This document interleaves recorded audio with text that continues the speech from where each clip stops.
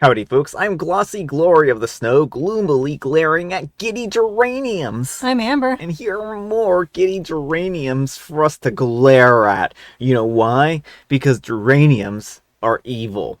Are they now? Yes. Tell me more. I can't, because then they would probably hunt me down and do terrible things to me. Like, turn me into a flower. Not good, folks. Aren't you already a flower, though? See, it already worked. Let's get started. Alright folks, and our first letter is titled, Am I a Jerk for Calling a Mom a Bad Parent even though I don't have kids? I am a 20-year-old female and I have autism. And one of the things that I do to decompress after classes is sit on a swing in a park and I listen to music or podcasts. The park near my university has a swing set in the set apart from the jungle gym, and I like to use it after classes. If a kid comes up to the swing set, of course I get off and I let them have it. It isn't that big of a deal. Well, 2 days ago, I was at the park with my headphones on and I saw a couple of kids make a beeline toward the swings. They were 4 and 5-ish. I stopped and I got off sitting on the bench nearby and I played some games on my phone while I used the equipment. Their mom was pushing a stroller and then got a phone call. She left almost immediately after and getting her into her car and driving away. I walked over to the stroller after 5 or 10 minutes, and there was a really new baby inside. I got scared for the baby and toddlers and sat on the bench closer to the stroller to watch the baby. I set a timer and I told myself that I would call the police if she was gone for another 15 minutes. She came back 12 and a half minutes later, according to my timer. She yelled at me for sitting near her baby and accused me of trying to kidnap her children. I told her that she was a terrible mom for leaving her children alone in the park and that something could have happened to them. She asked me if I had children, and I told her I didn't. She then yelled at me at how hard being a mom is, and if she wanted to grab a coffee and treat herself while her kids were busy, then she could. Now I feel awful. I didn't think that I was doing anything wrong, but as mentioned, I'm autistic, and I don't understand social cues well. Did I do something wrong here? What should I do differently if this happens to me again? Am I the jerk? Alright folks, what do you think? No, I don't think OP is in the wrong. What this woman did is inexcusable. Infants cannot look after themselves. Like, she abandoned a helpless infant and a 4 and 5-year-old alone in a playground with a random stranger. Yeah, I think like her whole accusation that you were going to kidnap them is a little bit odd, seeing as how you could have kidnapped them if you had wanted to, right? Like, that's really what this boils down to, is she left the kids unattended in a park. Now, there are some cases where leaving a kids to their own devices is fine, but I don't think you can make that excuse for a infant that's a fairly newborn, right? We're not even talking about a toddler at this point in time. We're talking about a literal infant. What happened if something had happened to the infant, or any number of things, right? I mean, this is just horribly irresponsible. You don't leave infants by themselves for a half hour while, completely abandoning them. I just don't know what she was thinking here. But let me know what you folks think. So anyhow, take care and good luck. And I'm Java Lou 2008 says, Not the jerk. Oh my goodness, she is a horrible mother. When reading the part about her getting in the car and leaving, my jaw hit the floor. Who does this? The kids could have easily have been kidnapped. The toddlers, how many were there, could have had an accident and required a trip to the hospital. I would have called the police immediately when she got in the car and drove off. You were being responsible in the scenario. And OP replies, There were 2 toddlers. I remember because there were 2 swings, and I didn't want to make them take turns, and the baby, maybe 6 or 7 months old, had socks on their hands. They were really cute. My first thought was, who leaves their little baby and toddlers alone like that? And Melon Not You says, Did she come back with coffee? There are so many drive-through coffee places that her alibi sounds a little weird. And OP replies, she came back with a Starbucks cup, so I think so. I mean, that's actually a really good question, right? Why didn't she, when she was driving over to the park, go through a drive-through and pick up a coffee there? It's a really strange situation. I mean, it just sounds like she wanted to get away from her kids. And Sunspot666 says, they leave babies in strollers outside in cafes in Denmark, so it's important to mention what country you're in. And OP replies, I'm in the US. I'm a Canadian international student. I mean, that's interesting.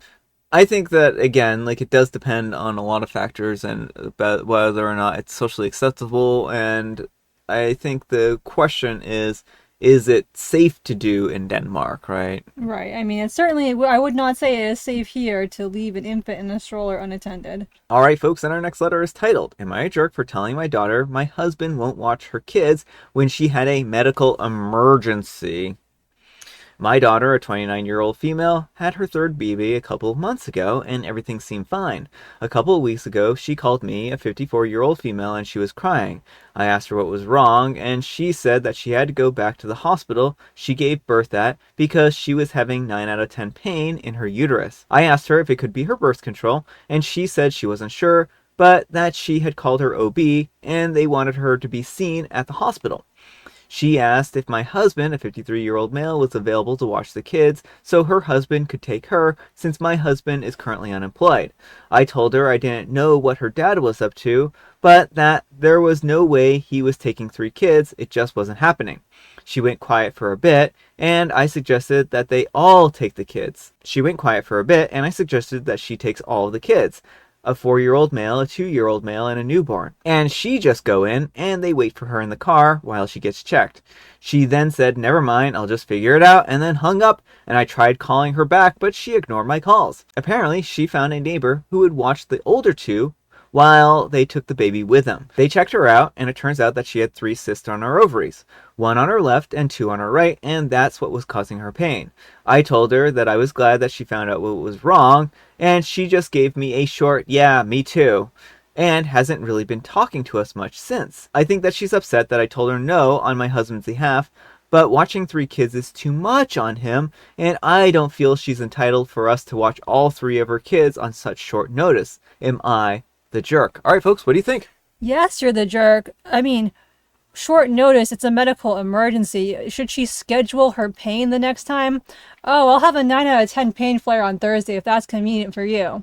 Like, Opie didn't even ask her husband. It should have been the ball in his court. She should have passed it off to him, and that was that. But she just flat out declined.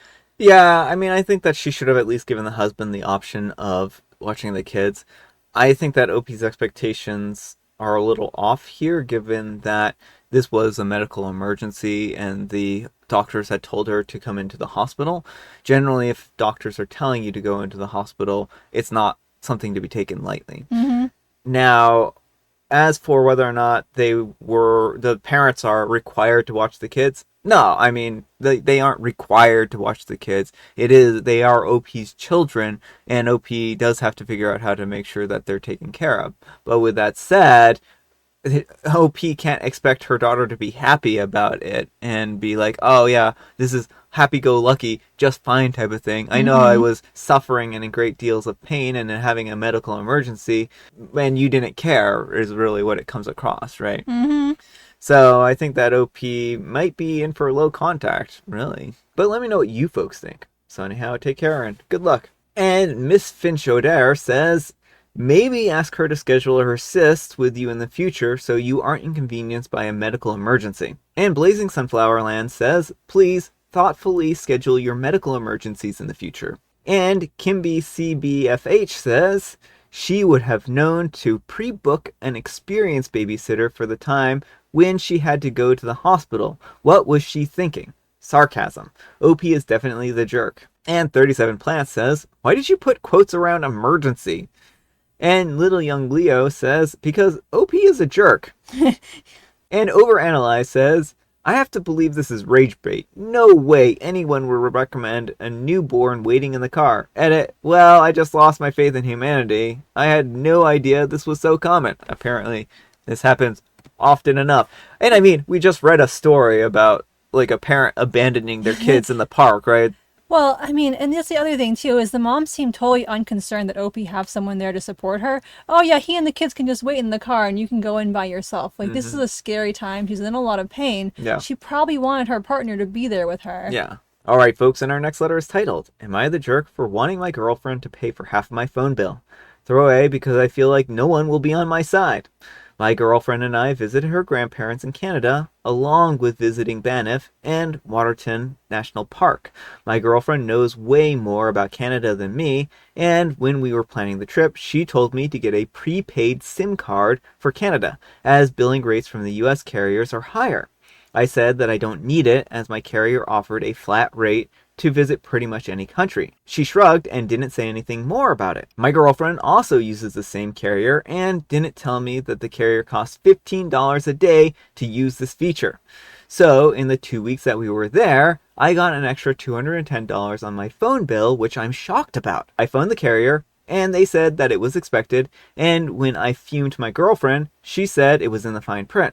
I was shocked that she didn't warn me that it was so expensive per day, and told her that she's a jerk for not telling me if she knew. She got mad and went on a rant that I expected her to do all the research, and I dismissed her so she doesn't bother anymore. I have no idea where this is coming from, and I feel like she just made it up. I told her that she should pay for half of my bill because she didn't warn me when she clearly knew, and she gave me the middle finger and told me to do my own research next time. I feel like she didn't tell me on purpose because she was mad about something, but I don't know what it is. But she definitely cost me a lot of money by doing this, and I feel that she should compensate me for it. All right, folks, what do you think? Yes, you're the jerk. I mean, first of all, she didn't cost you money. She told you, buy a prepaid phone plan or a phone card. OP's like, nah, I don't need that. My phone carrier has a flat rate. Yeah, the flat rate is $15 a day. So, and then also, she has the same phone carrier and Yeah. she bought a prepaid SIM card. OP admits that she already knows more about going to Canada, and she said you should buy a prepaid SIM card. OP was like, nah, it's fine. Well, and then she's like, well, every time I do the research, you just dismiss me. And he's like, this seems like it's coming out of nowhere when he literally dismissed her at the Yeah. beginning of the post. Yeah. So I think that this is a little bit short-sighted of OP. Maybe this is an expensive lesson that OP should take, to listen to their partner and not dismiss them. But let me know what you folks think. So anyhow, take care and good luck. And Stranger on Reddit says, you're the jerk. It's not your girlfriend's responsibility to know the terms and conditions of your phone plan. You offered her an explanation as why you don't want to go along on her suggestion to use a prepaid SIM. So she may have thought that you knew what you were talking about with what your carrier offered. More importantly, it's up to you to look into that. And no, she has zero reason to pay any amount of your bill. She cost you nothing. This is all your own fault. Alright folks, and our next letter is titled, Yesterday my girlfriend gave me a bath. I have been with my girlfriend for about 3 years now, and living together for about 1. She is on the spectrum, but she is really high functioning. She is very sweet.